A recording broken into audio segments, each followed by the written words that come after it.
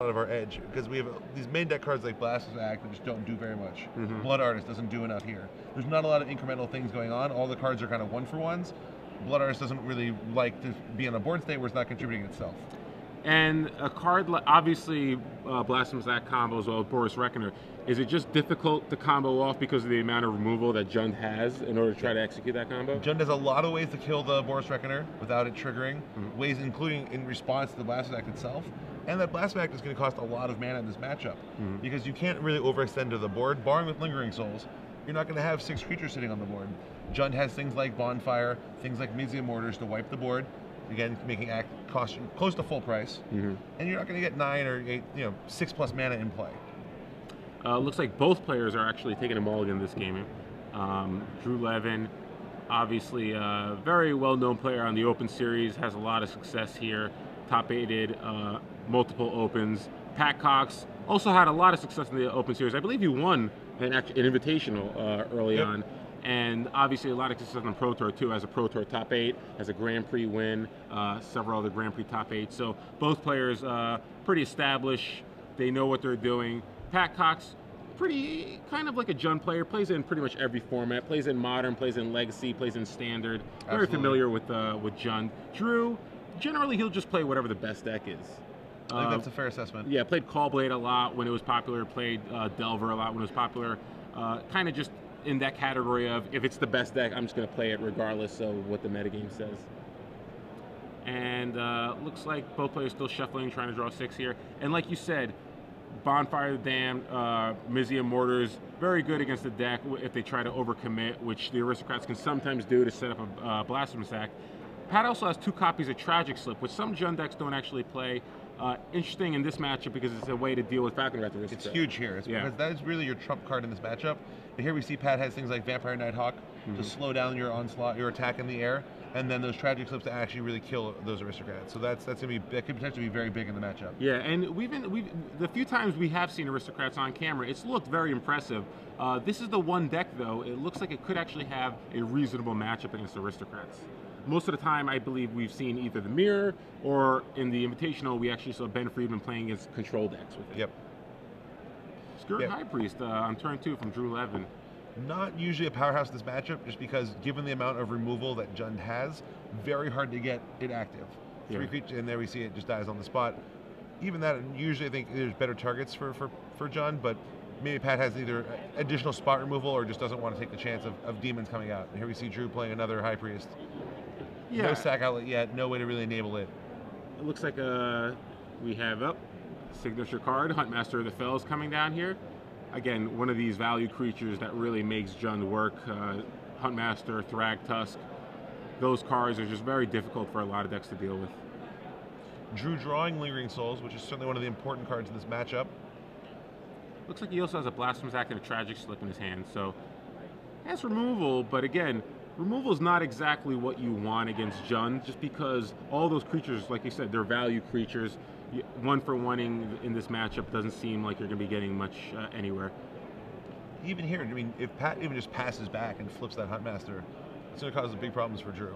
Yeah, Drew does have a Tragic Slip, but again, that's not really going to stop the Huntmaster from flipping. He may just have to cast it, just to stop the flip. I think Pat would be fine with. Absolutely, just discarding a card to stop. I mean, to be fair, Pat would have to skip his turn to do this, so in some ways you're kind of time walking in by playing that Tragic Slip there, so you don't mind a tremendous amount, especially if Drew has something like Cartel Aristocrat in his hand, which will turn on that High Priest.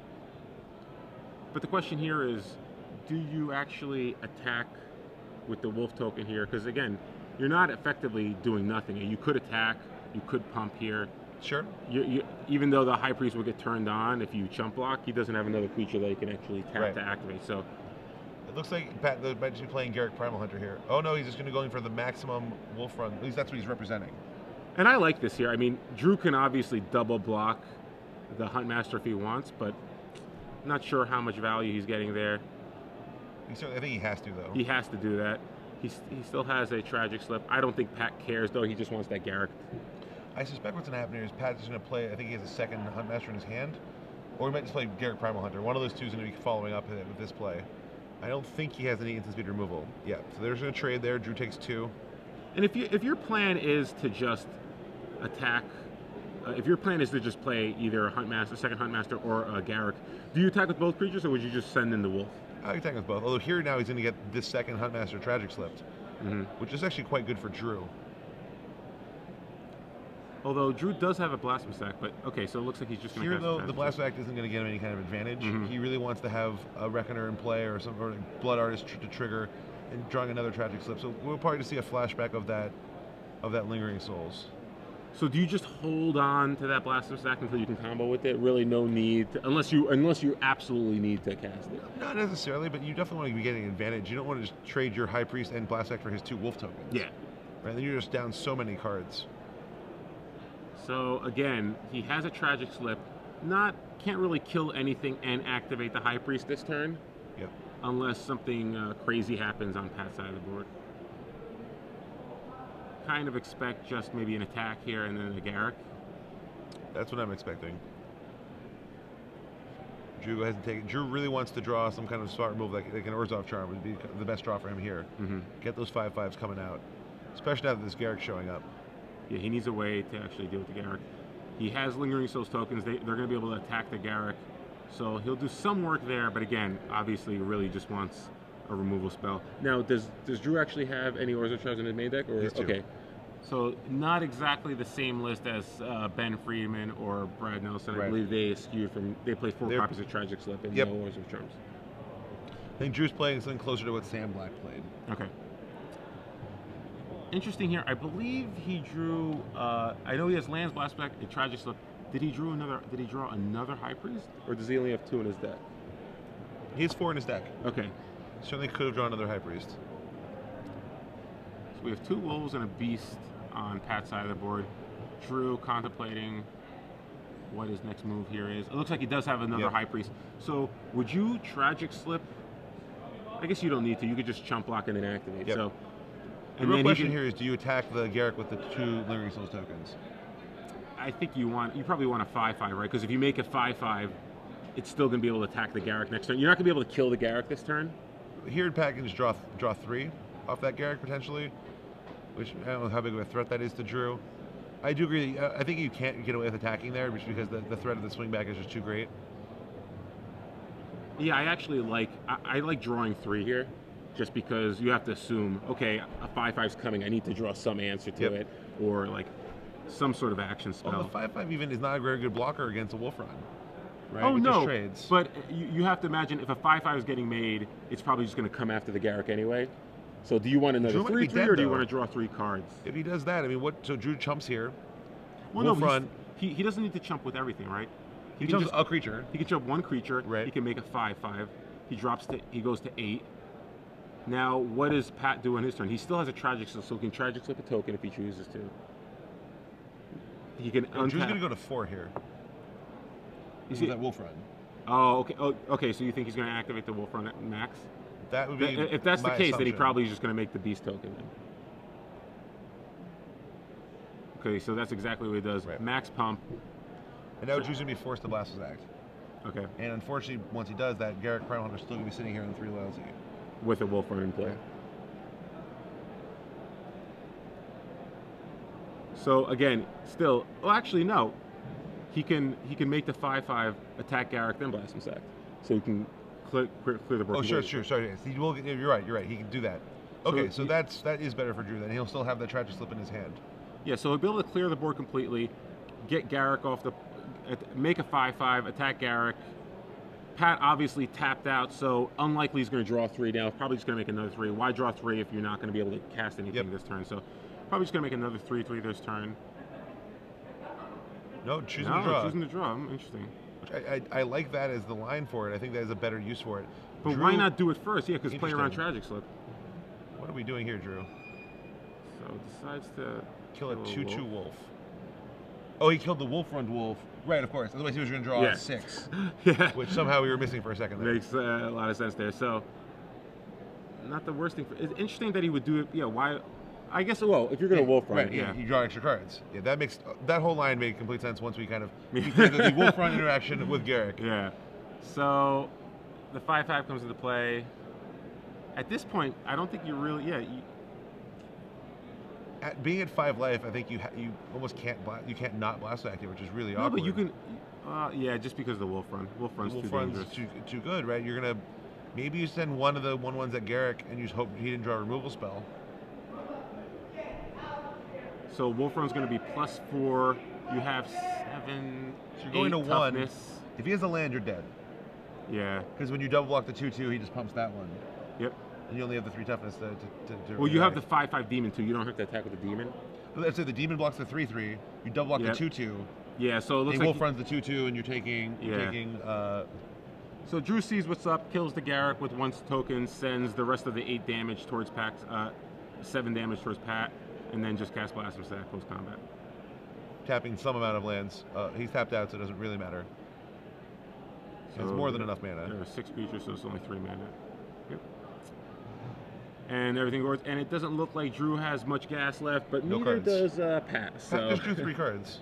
But it looks like it's a land and a Farseek. Oh, okay. Well, that's good news for Drew. Here? Pat doesn't have a creature. Oh, he drew a Huntmaster, I believe. That is not what we wanted. No. So, yeah, that's a Huntmaster sitting there. Huntmaster kind of the optimal card with this Wolf Run in play. Yes. Drew probably has to draw another Blast Attack now. So Drew, no cards in hand now. We're going to get a Farseek, another Farseek. So did he not draw a Huntmaster, or maybe he just didn't play a land? He also has a land. Okay. He has a mountain in his hand. He'll go Mountain Huntmaster still. So 2 Farseeks to help fuel Kessig Wolf Run a little more, even though he probably doesn't need it. And then we're going to have land. Oh, just Nighthawk. Interesting. Okay. Holding the Huntmaster for some reason. Oh, but Drew's dead anyway. Doesn't matter.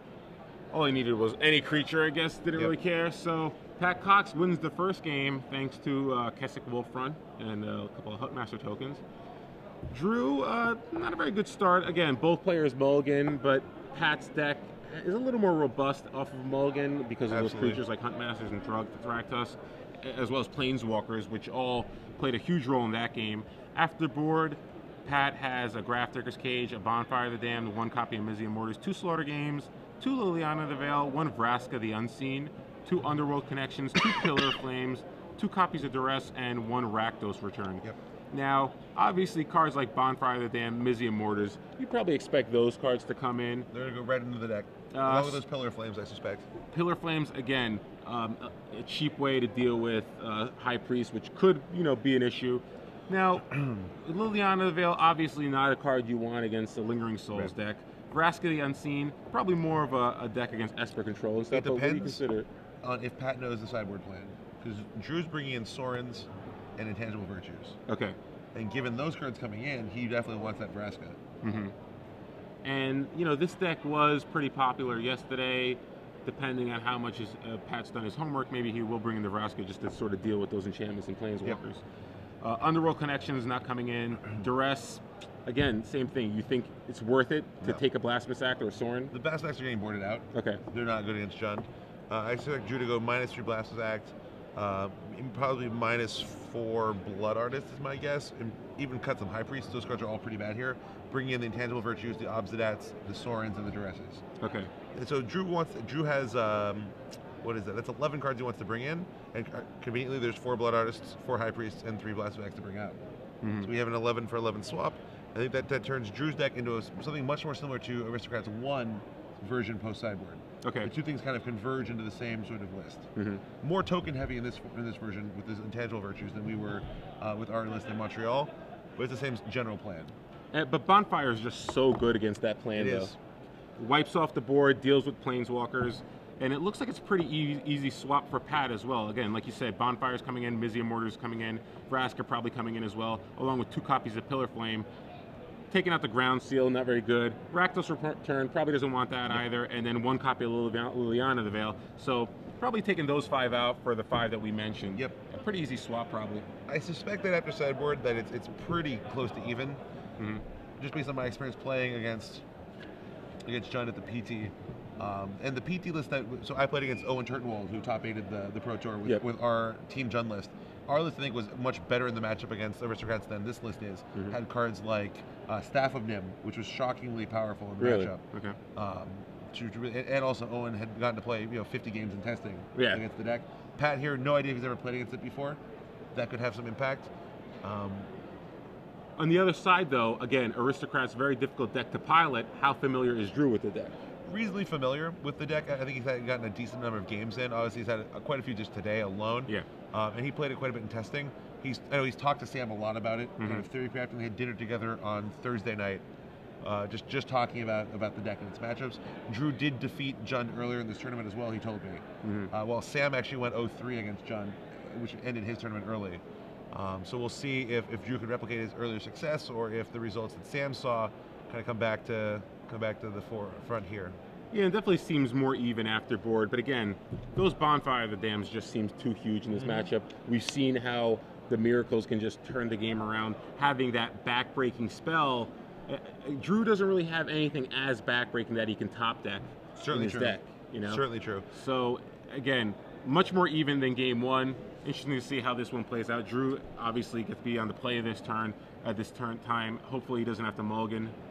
We have a nice fair match to see kind of how it plays out, because I'm really interested, because this is one of the decks that you're probably going to see a lot of in the upcoming PTQ season. It's very true. Kind of had a breakout last weekend at the PTQ in Philadelphia. Now this weekend it's kind of been the talk of the tournament, more or less.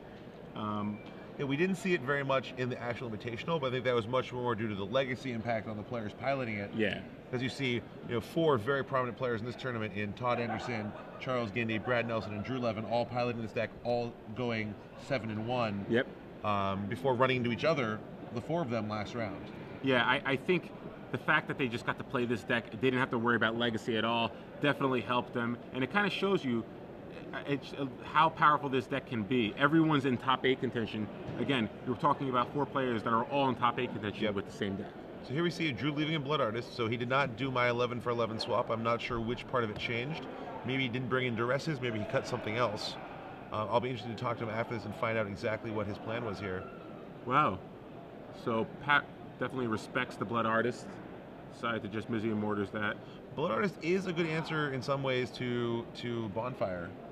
Yeah, if Drew's able to put enough pressure on, it gets to the point where even a mass top deck Bonfire of the Damned won't really matter. Same thing with Boros Reckoner. Boros Reckoner is another card that's pretty good against Bonfire of the Damned. Yep. If you're able to put enough pressure on them. Yeah, our opinion, kind of, again, this was with Aristocrats 1, was between the Boros Reckoners and the Cartel Aristocrats and the Falkmouth Aristocrats, we had enough game against Bonfire that it usually wouldn't be enough on its own. But here we see catching his second copy of Museum Mortars. Those are both the copies that Pat is playing. And a little frustrating for Pat, because both his removal spells required him to take a total 4 damage. So, and here comes a total Soren. 5. A total 5 damage. The drain plus the drain and plus the 4 from the Museum Mortars and the Reckoner. So things going pretty well for Drew to start. Even though both his creatures were killed by Pat, he's able to do some damage to Pat and follow things up with the Planeswalker. Drew really wants to draw Lingering Souls here. Yeah, Lingering Souls would be great.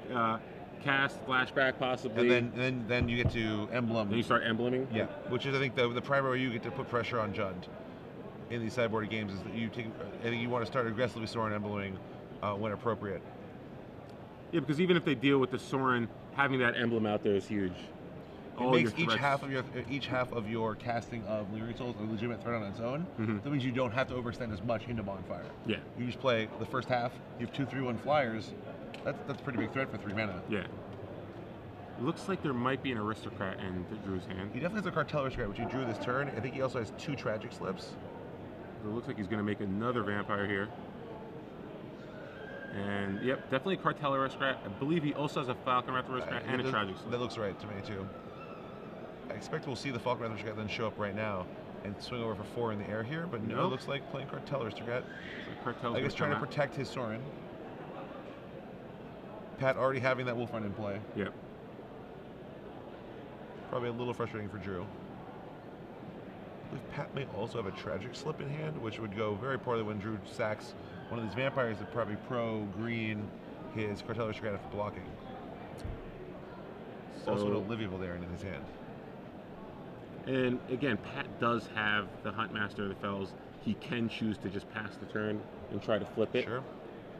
And if he does that won't work in this current board state. Yeah, in this current board state. So again, if he does have the Tragic Slip, it's even worse for Drew. Hopefully Drew should just take 2 here, I think. He doesn't want to try to get tricky when Pat has all his mana untapped. Well, is he attacking Drew or is he attacking Sorin? Either way, Soren, I mean, he can only run for 1. Yep. So this could get Drew into trouble. Drew, though, may not realize that Pat has tragic slips in his deck. Yep.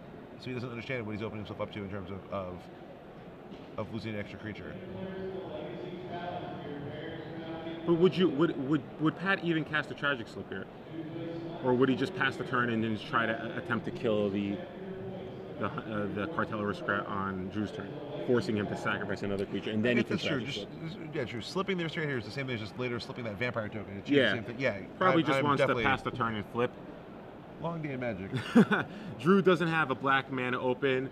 If Pat could, reads the situation correctly, probably knows that he doesn't have another removal spell. But again, Drew could put the Huntmaster flip on the stack, sack a vampire token to the Aristocrat, and then tragic slip the Huntmaster. Yep. It actually looks like Pat actually does not have a slip in his hand. I think it has a Vampire Nighthawk he actually has. So it looks like, yes, Cartel Aristocrat will be able to eat up the Wolf token, and just another Huntmaster comes down. So not really a productive turn there for Pat. He trades a Wolf for a 1/1 Vampire, effectively, and Soren still has all his counters on. Drew does not? No, he does not. That's a Blood Crypt. Okay, so that's... I thought the same thing you did. I thought it was a Sacred Foundry as well. So ideal turn for Drew there. So now he gets to play a land, cast Falkwrath Aristocrat, and leave up Tragic Slip. Yep. We might even see an emblem here. Emblem attack with everyone. Seems like a pretty reasonable line to me. No. Okay, Drew just playing it safe. Are we going to actually see Falconwrath Aristocrat this turn? Does he even have I can't it? imagine. I don't know. Yeah. There it is. Okay. We didn't see that and be very confused. Falconwrath Aristocrat does enter play.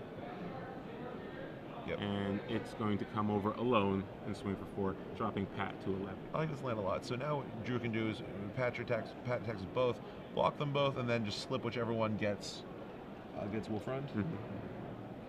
And again, Wolf Run, Pat only has 4 mana, so it's not like he's going to be able to Wolf Run a lot. Soren is already at 6 loyalty. So Drew can ultimately just take that Huntmaster. Yeah. Or the Olivia that Pat might be tempted to play here. I'd prefer to just take it and then Emblem next turn and just swing with everybody.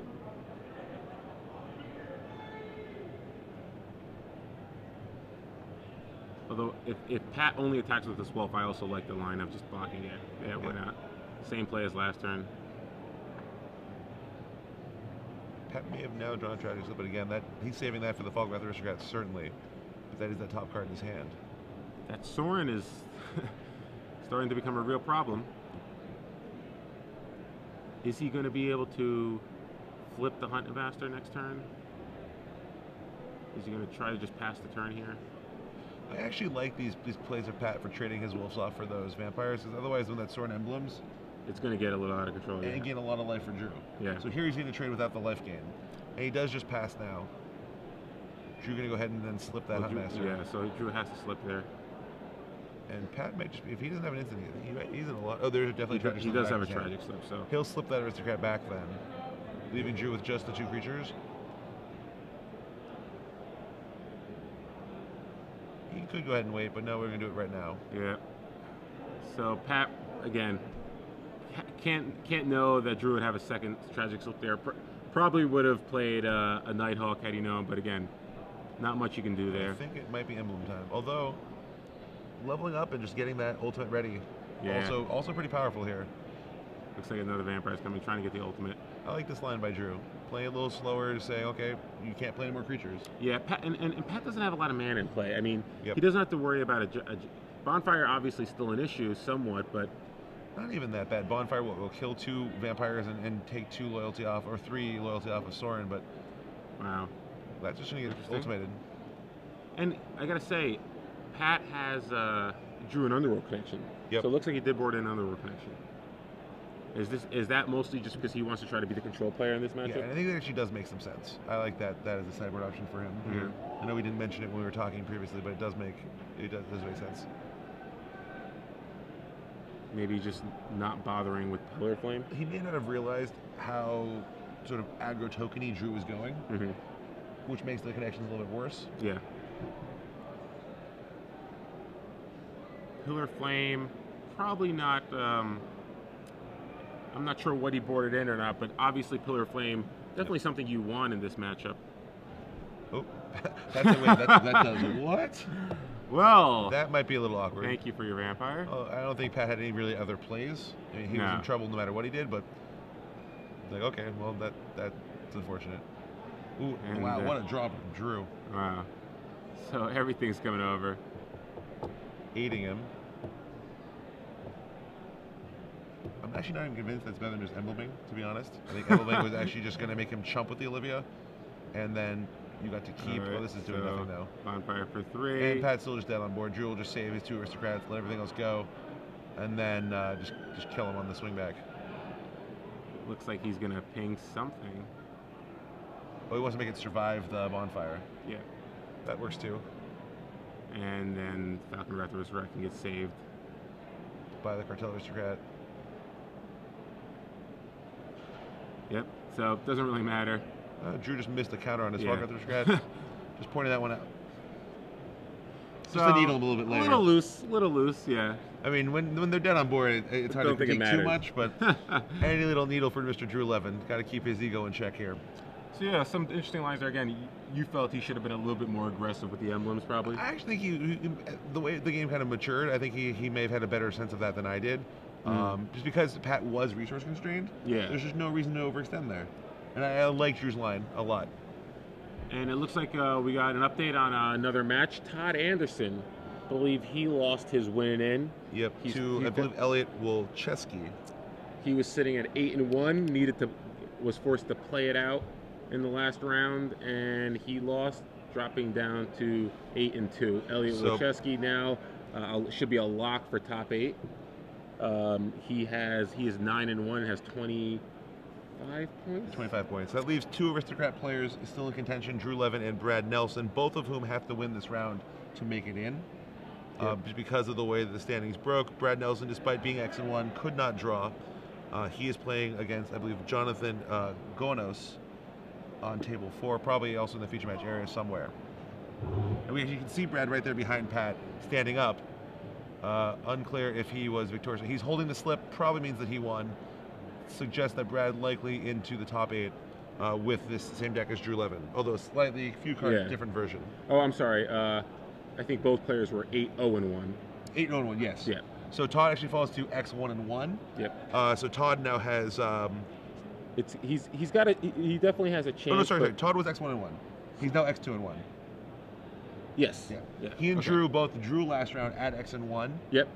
With the thought that they would both be in if they won the next round. Likely was true. Todd was likely in with a win, but unfortunately did not get there. So now he's out of top 8, falls to 7-2-1, and out of top 8. And Elliot goes up to 8-1-1, and again, 8-1-1 is going to be.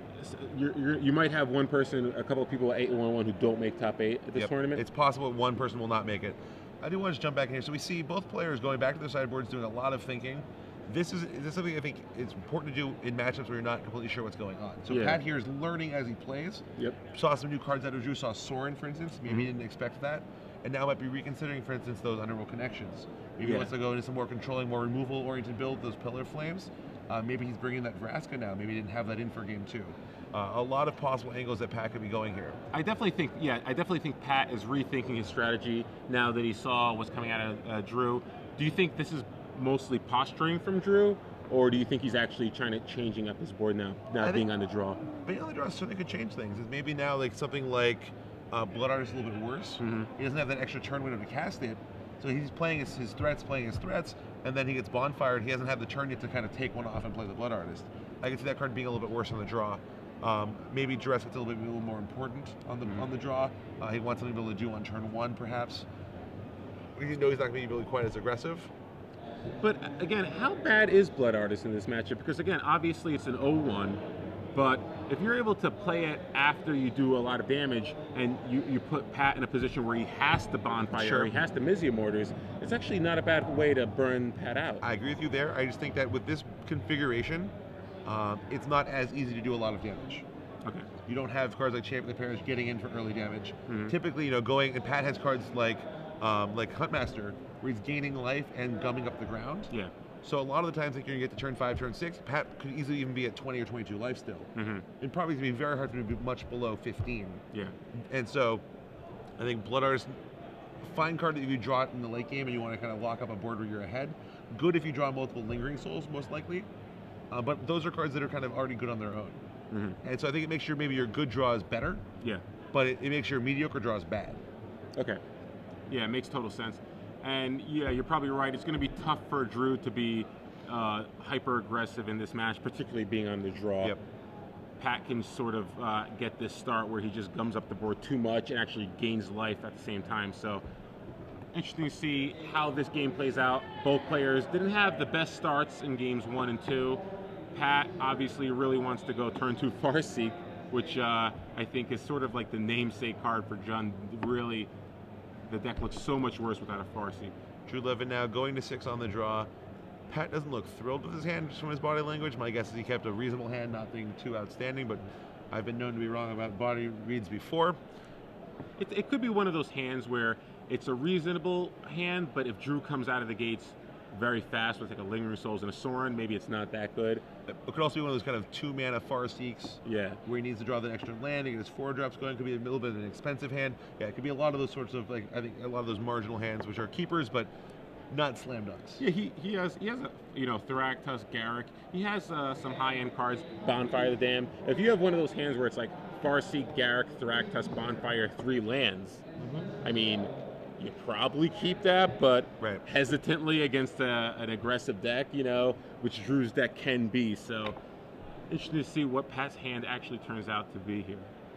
It looks like the feature match area clearing out behind Pat. Most of the matches look like they've wound down. Yeah, maybe, again, I don't think a lot of people were drawing. Couldn't really afford to draw. I'm really wondering, the match I'm very curious about, did Travis Wu emerge victorious? And are we going to be able to see Fogdoor in the top 8? I hope so. I think everybody at home wants to see Fogdoor and Travis Wu. Yeah, last one we caught the final turn of his game. Oh. As he just instant speeded using Alchemist Refugee and a door to nothingness, untapped, and his opponent found himself losing the game. Very nice. It was an exciting end to the match. So here we do see the turn 2 Farseek from Pat. Drew has at least a Boros Reckoner and another Blood Artist in his hand. Pat goes for the Blood Crypt, so he has access to double black. But not sure. Maybe it looks like he has a Victim in his hand. Yep. Which can't actually target Blood Artist. He's a vampire. So the real question now becomes, which of his 4 drops does he have here? Olivia could end the game very quickly. Although Drew does have an Orzhov Trump.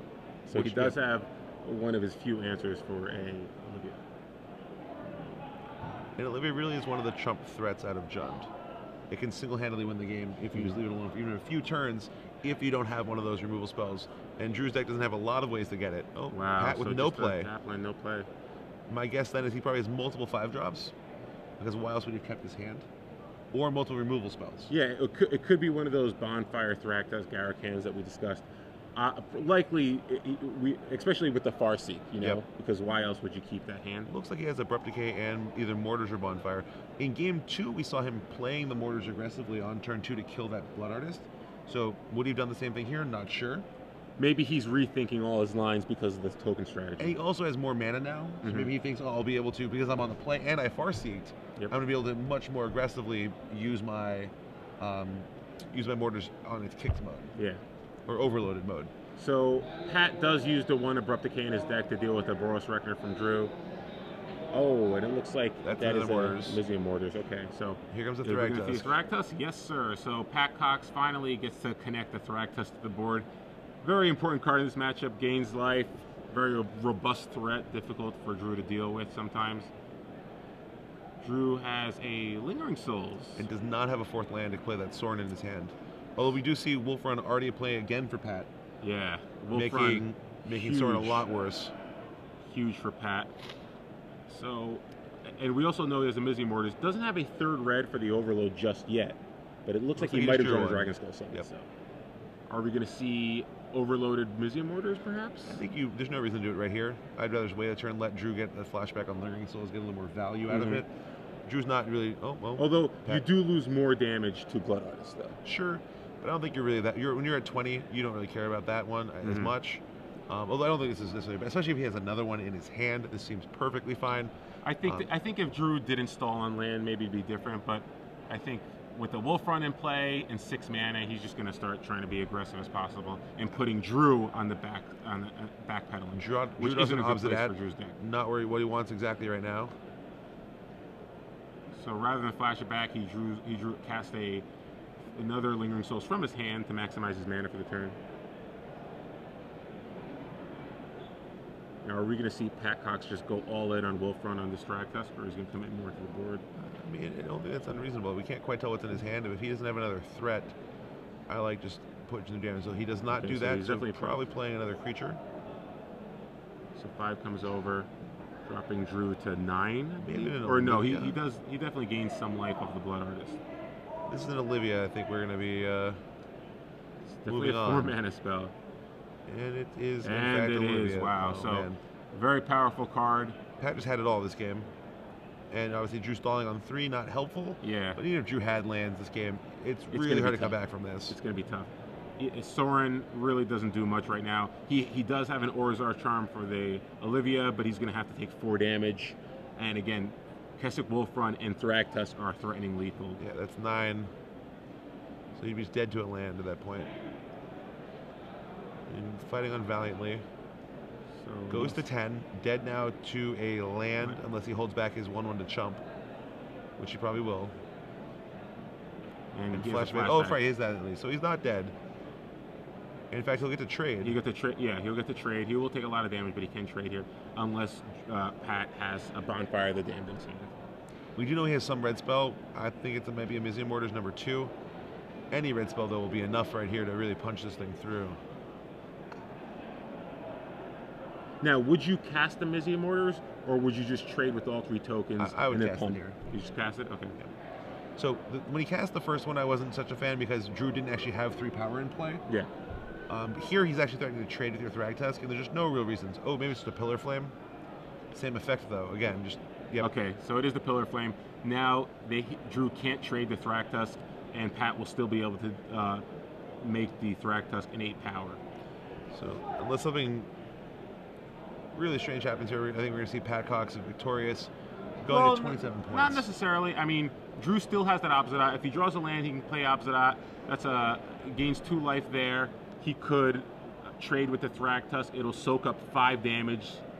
So, you know, I still think Drew's a little alive. He's going to 2 from this attack. He obviously had to put him back to 4. So I guess he's going to force him to do that. So he's going to go to 3 from this attack. Obviously will put him back to 5, leaving him with 6 toughness. So he'll soak, yeah. So he'll be able to soak up enough for lethal. And yeah, and Thragtusk has Currently a third Sorin drawn instead. Okay, Not so what we needed. Not quite enough. Yes. 3 Sorins and Obzerat. Looks like Drew's getting ready to just show him how bad his hand is. Yep. And there's a concession from Drew. And Pat Cox manages to win 2-1. And Pat Cox got pared down. He was actually X and 1, so he advances now to 9-1, 27 points. Probably in the top half of the Swiss. Yeah, probably. Of the top 8. Probably, definitely in the top half. Maybe the 1 seed. Probably the 3 seed. 3 seed. Or actually, probably the 4 seed.